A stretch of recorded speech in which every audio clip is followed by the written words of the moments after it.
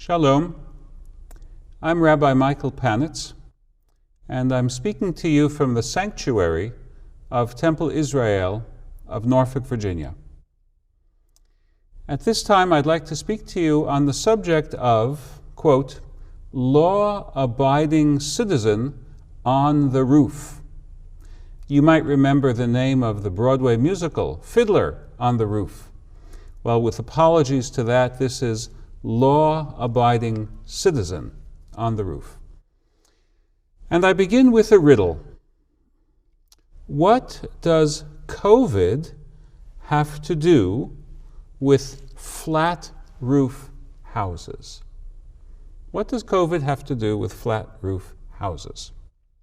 The answer involves unpacking one of the Bible's laws. Full disclosure, a recent news item is what has put me on to exploring what biblical laws about houses might have to teach us about the needless politicization of COVID. News background. Alabama has one of the lowest rates of COVID-19 vaccination in the country, with just over 1 in 3 residents fully vaccinated. Although vaccination rates are rising now due to alarm over the virulent Delta variation. Against this backdrop of information, Representative Marjorie Taylor Greene, she, the infamous author of the charge that Jews are the nefarious forces igniting California forest fires by means of their secret cache of space lasers. She was in Dothan, Alabama, to rally the anti-vaccine troops and solidify her support amongst voters in that demographic. She reportedly told her cheering audience words to the effect that when public health workers come to their door, they should greet them with firearms in hand. This calls to mind the English common law dictum going back to the early 17th century. Quote, "For a man's house is his castle, and each man's home his safest refuge."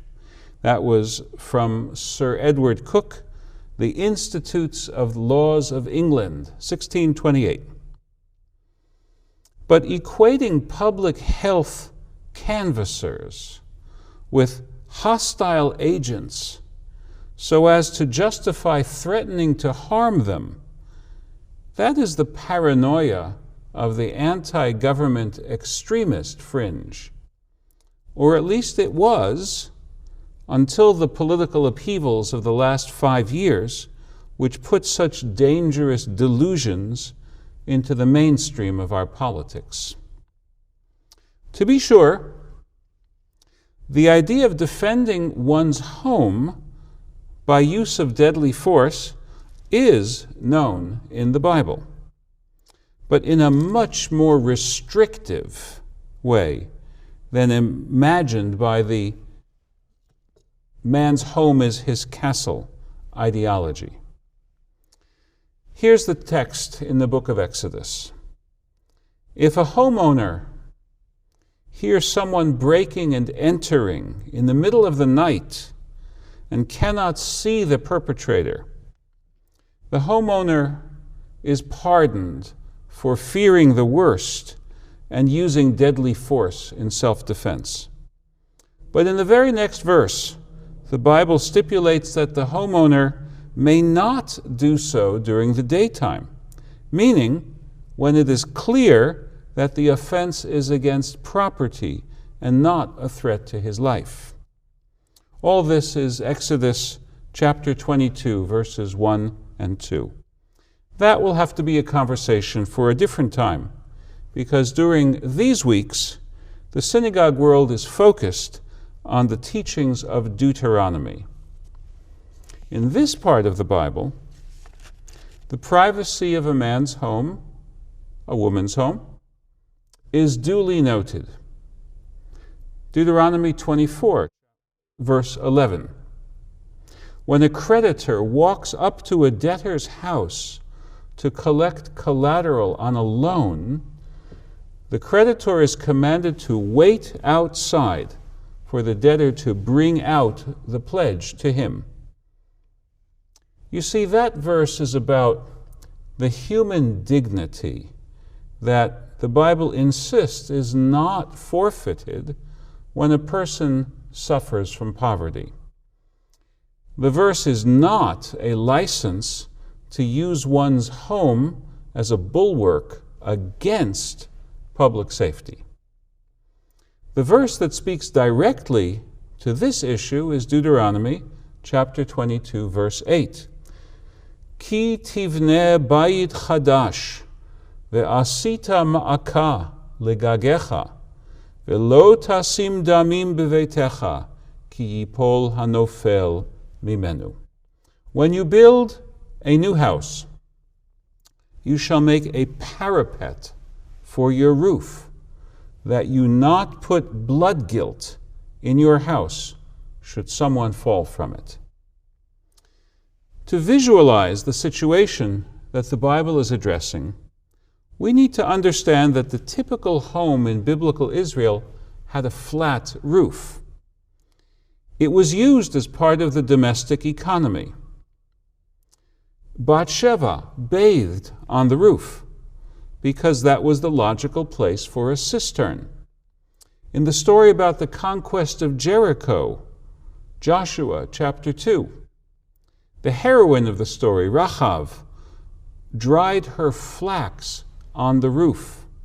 She hid the 2 scouts there. And then when the Canaanite troops had left her dwelling, she ascended onto the roof to speak with the 2 of them.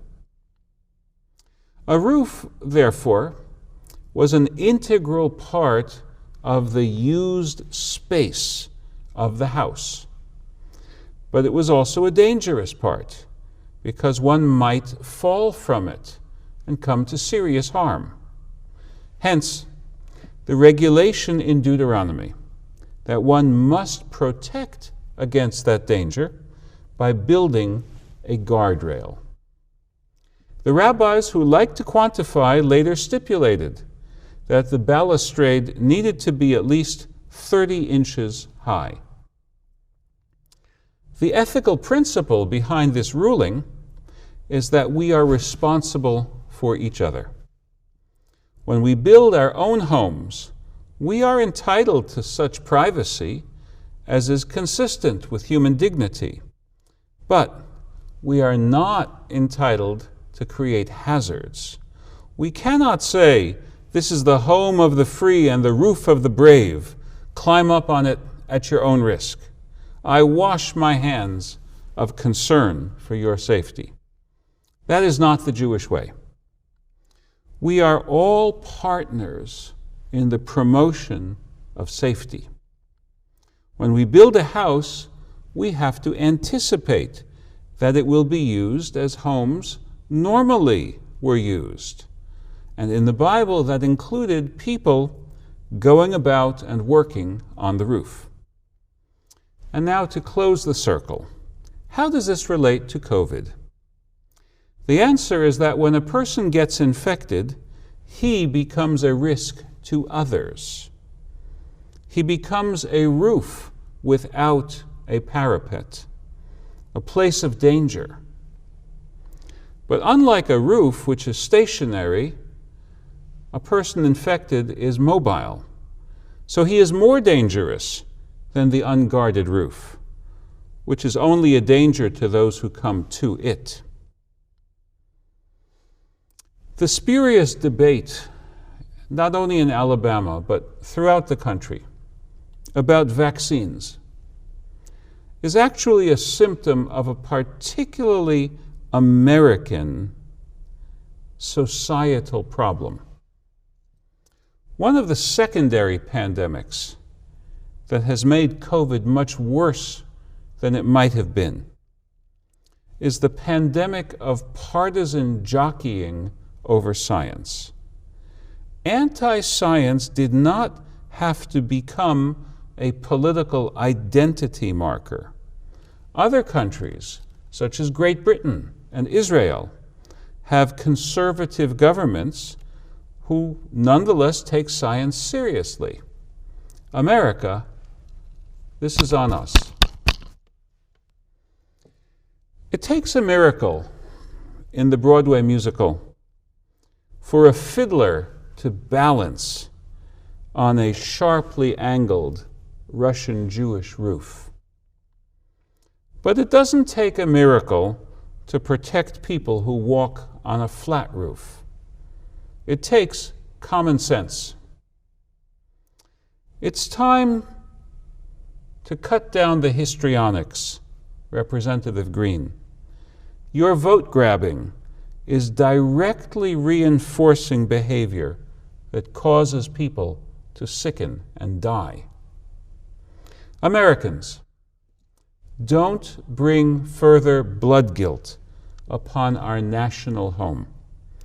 The ability to save someone's life is literally within reach. Please, please, stop the insanity. Choose life.